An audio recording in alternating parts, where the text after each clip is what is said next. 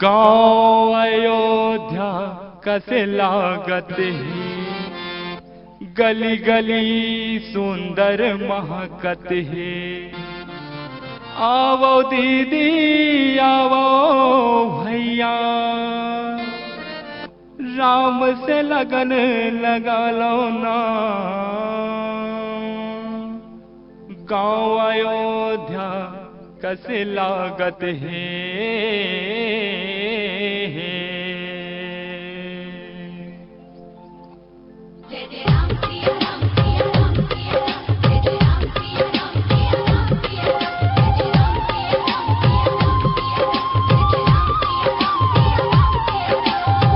गाँव अयोध्या कैसे लागत है,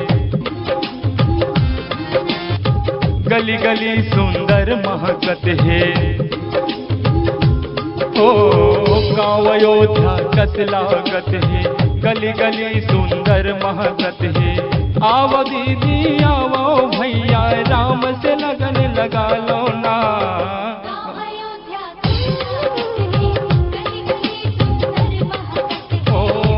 अयोध्या कैसे लागत है, गली गली सुंदर महकत है। दीदी हो भैया हो, आपके अपन बेटी, आपके दुलौरीन बेटी सीमा ठाकुर ला सरपंच पद के प्रत्याशी पर अधिक से अधिक वोट देके भारी मतों से विजयी बनाना है और अपन गांव के समाज के सेवा करवाना है, गांव के विकास करवाना है, रद्दा में फूल बिछाना है। ता हमर अपन दीदी सीमा ठाकुर ला भारी मतों से विजयी बनाना है, भारी मतों से विजयी बनाना है।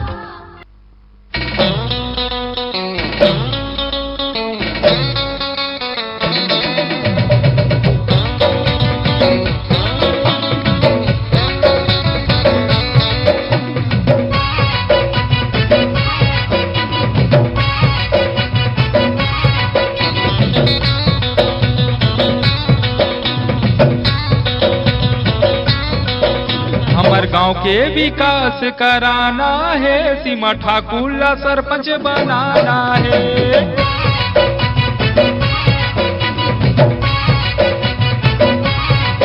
हमार गांव के विकास कराना है, सीमा ठाकुर ला सरपंच बनाना है।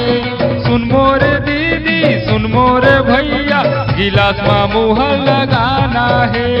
सुन मोरे दीदी सुन मोरे भैया, गिलास में मुँह लगाना है। सीमा ठाकुर आगे सीमा ठाकुर, सीमा ठाकुर हावे सीमा ठाकुर, सरपंच में खड़े हावे सीमा ठाकुर, गिलास छाप में हावे सीमा ठाकुर। हमार गांव के विकास कराना है, सीमा ठाकुर ला सरपंच बनाना है। हमार गांव के विकास कराना है, सीमा ठाकुर ला सरपंच बनाना है। सुन मोरे दीदी सुन मोरे भैया, गिलास में मुँह लगाना है। सीमा ठाकुर आगे सीमा ठाकुर, सीमा ठाकुर हावे सीमा ठाकुर, सरपंच में खड़े हावे सीमा ठाकुर, गिलास छाप में हावे सीमा ठाकुर। दीदी बहनी भैया सबके सुनैया, हमारा अपन सीमा दीदी तब भैया हो और दीदी हो। गांव के विकास पर, हमार गली और मोहल्ला के विकास, समाज के विकास पर अगर हमला अपन रद्दा में फूल बिछाना है, तो हमार सीमा ठाकुर ला इस साल के चुनाव में जितवा के घलो लाना।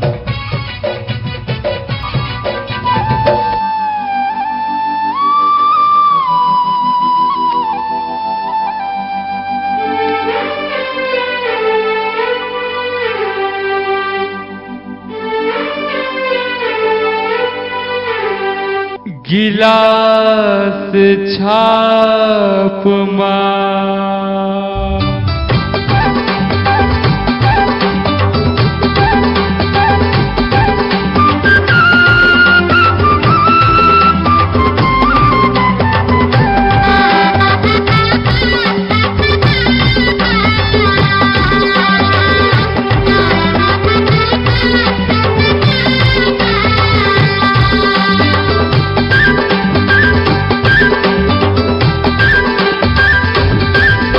हमर गाँव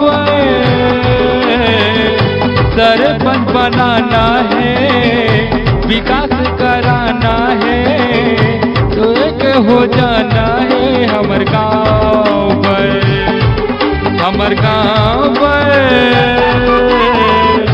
सरपंच बनाना है, विकास कराना है, एक हो जाना है हमर गाँव सीमा ठाकुर ला विजय बनाबो, ढौर गाँव के सरपंच बनाबो, मुखिया एला बनाबो जी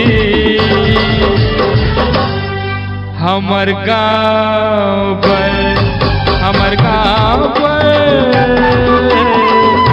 सरपंच बनाना है, विकास कराना है, एक हो जाना है हमर गाँव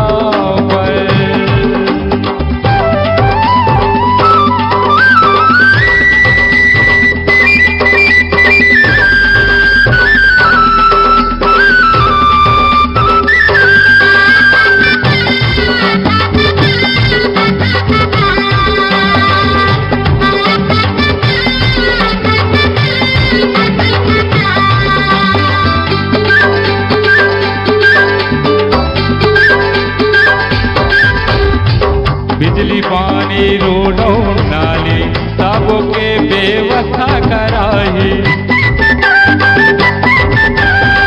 योजना शासन के संगी गाँव हमर लेके आही,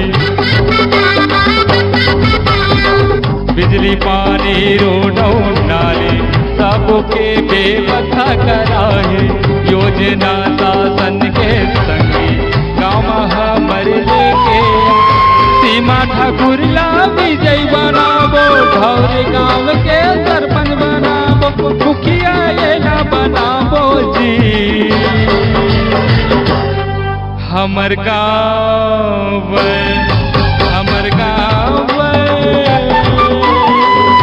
सरपंच बनाना है, विकास कराना है, एक हो जाना है हमर गाँव गांव के हित पर सहज सरल मृदु भाषा और सरल व्यक्तित्व धनी हमर अपन सीमा ठाकुर ला दीदी आप सबसे निवेदन है कि ये साल के पंचवर्षीय चुनाव में सरपंच पद की प्रत्याशी पर हमर सीमा ठाकुर आप सब जिला अपन कीमती वोट लगेगा और भाई से भाई वोट देके हमर दीदी ला अपन सेवा करे के मौका देवा, अपन सेवा करे के मौका देवा। सीमा ठाकुर जिंदाबाद जिंदाबाद जिंदाबाद, गिलास छाप जिंदाबाद जिंदाबाद जिंदाबाद।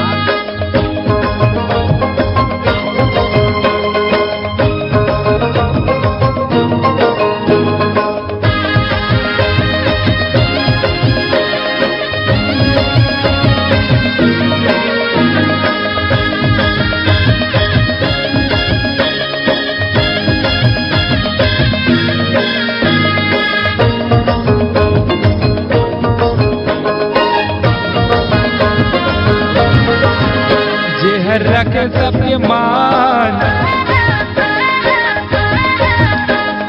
सीमा ठाकुर हवे भैया हम सबके शान, जेहर रखे सबके मान सीमा ठाकुर हवे भैया हम सबके शान। दाई दीदी बहनी सबो संगमया हो, गिलास छाप मुहरे लगाहू, दाई दीदी बहनी सबो संगमया हो, गिलास छाप मुहरे लगाहू। सीमा दीदी है महान, घर के रहैया हम सबके पहचान, जेहर रखे सबके मान सीमा ठाकुर हवे भैया हम सबके साथ।